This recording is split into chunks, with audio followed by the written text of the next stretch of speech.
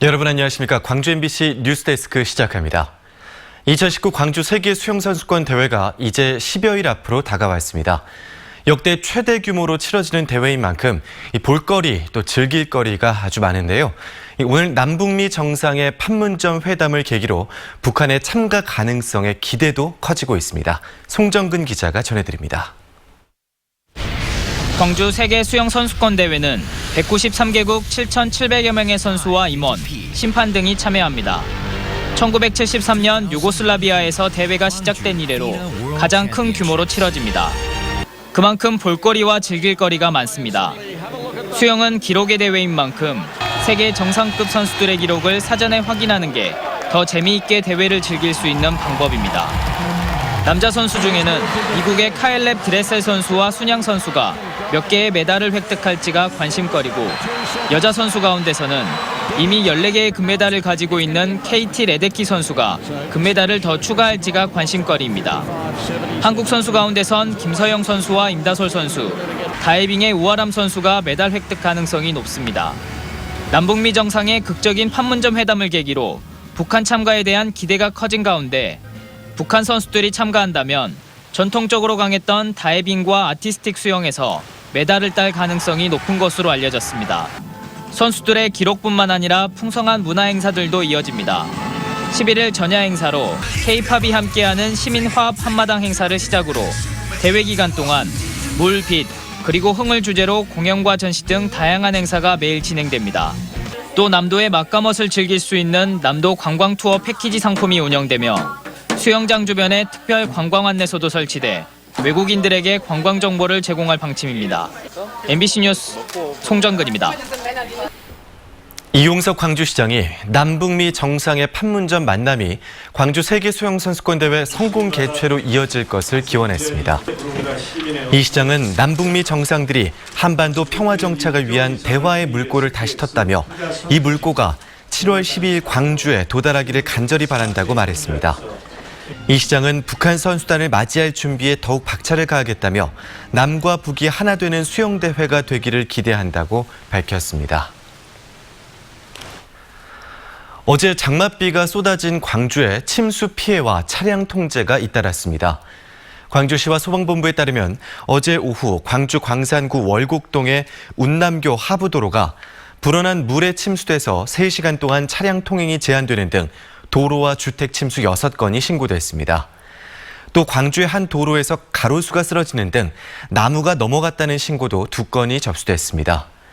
한편 장마전선이 남쪽으로 물러간 가운데 내일은 담양과 장성 등의 낮 한때 소나기가 오겠고 모레부터는 무더위가 이어지겠습니다.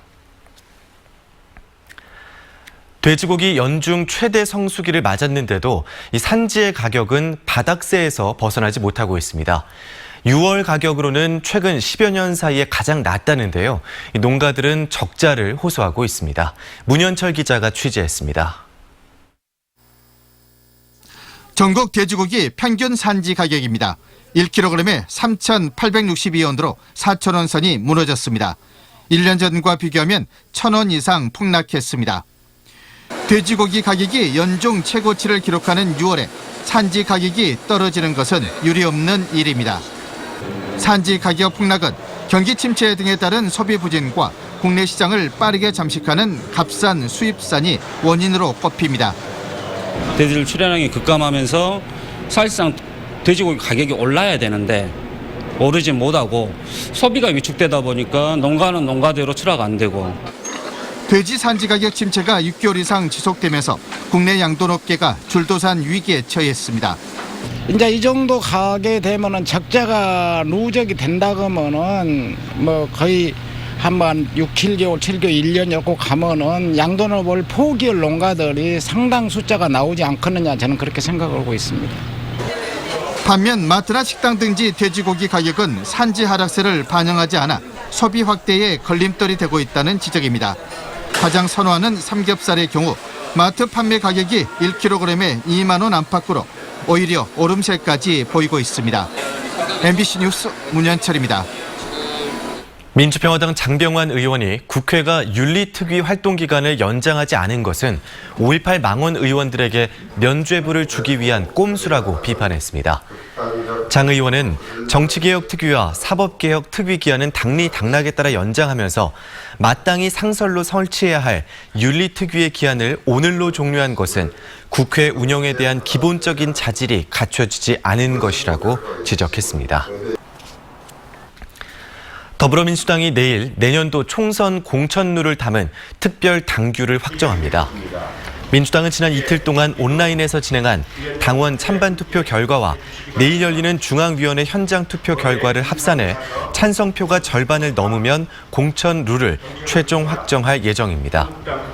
민주당은 내년 총선에도 작년 지방선거와 마찬가지로 권리당원 선거인단 50%와 일반 여론조사 선거인단 50%로 출마자를 정하는 국민 참여 경선 방식을 도입했습니다. 올해 하반기부터 아동수당 지급 대상이 확대됩니다. 광주시에 따르면 올 하반기부터 아동수당 지급 대상이 만 6세 미만에서 만 7세 미만으로 확대되고 500세대 이상 신축 아파트에는 국공립 어린이집 설치가 의무화됩니다. 또 지방세와 과태료 고지서를 스마트폰으로 받아 납부가 가능해졌습니다. 하반기부터 달라지는 제도와 시책들은 광주시 홈페이지에서 확인할 수 있습니다. 지역의 역사 스토리를 현대무용으로 재해석한 작품이 시민들에게 선보였습니다. 비상무용단은 광주 광산 지역의 역사를 광산무용담이라는 주제로 재해석한 현대무용 작품을 타악기 연주와 국악 등과 접목해 시민들에게 선보였습니다. 한편 비상무용단은 오는 9월에 개최되는 전국무용제 광주 대표로 출전해 전국 15개 시도 대표들과 실력을 겨루게 됩니다. 나주경찰서가 새벽 시간대 빈 상가와 주택들을 돌며 수백만 원어치의 금품을 훔친 혐의로 39살 신모 씨를 붙잡아 조사하고 있습니다.